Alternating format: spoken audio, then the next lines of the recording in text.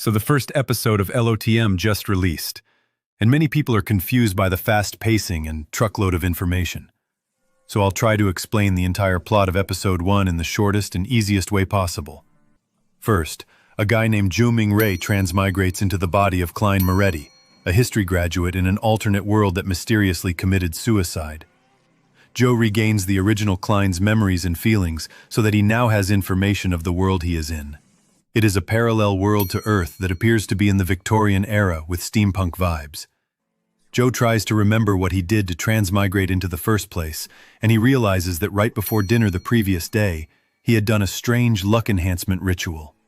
Joe leaves the house in search of the materials needed for the ritual, but ends up realizing he is being trailed by someone mysterious.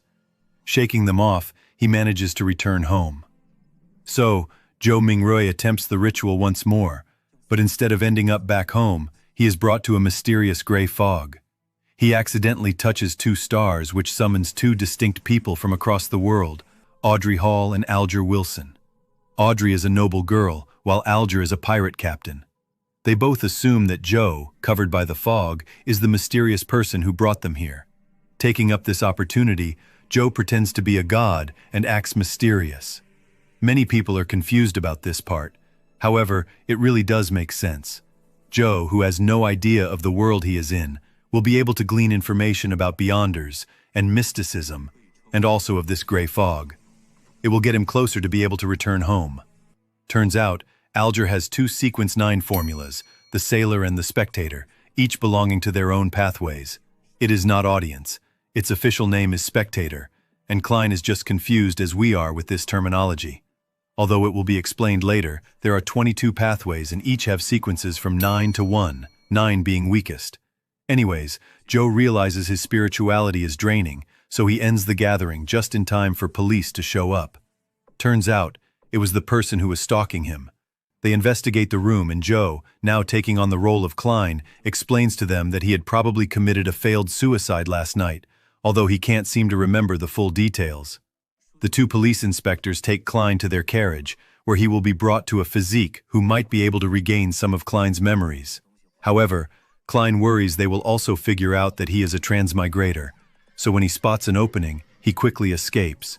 Unbeknownst to him, the 2 inspectors were secretly Beyonders. Klein tries to run away, but suddenly wakes up, realizing it was all a dream.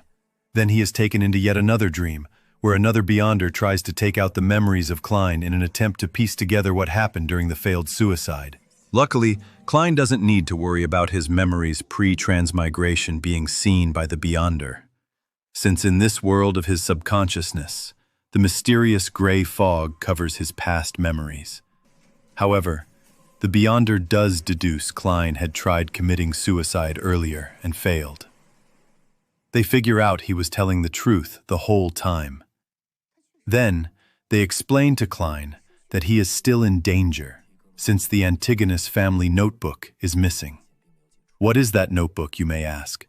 At the beginning of the episode, you can notice that in the original Klein's diary, it is written that he, along with his 2 friends Welch and Naya, tried to decipher the Antigonus notebook, an ancient notebook from a previous epoch. However, it turned out it contained Beyonder powers, which caused all 3 of them to go crazy and take their own lives, and thus is why when Joe transmigrated into Klein, the original Klein was dead. Anyways, the notebook was missing now, which meant to stay safe from its madness, the Beyonders would have to find it and seal it. The Beyonder, who dragged Klein into a dream for the first time, is Dunn Smith. The one who was stalking Klein is Leonard Mitchell, and the one who peered into Klein's memories was Daly Simone. They are all part of the Church of the Evernight Goddess, one of the 7 gods in this world. This church helps to solve paranormal Beyonder cases and secretly protect citizens. They invite Klein to help them find the notebook, and thus, to become a Beyonder. Klein sees this as an opportunity to learn more about the world, which would in turn raise his chances of going home. He accepts.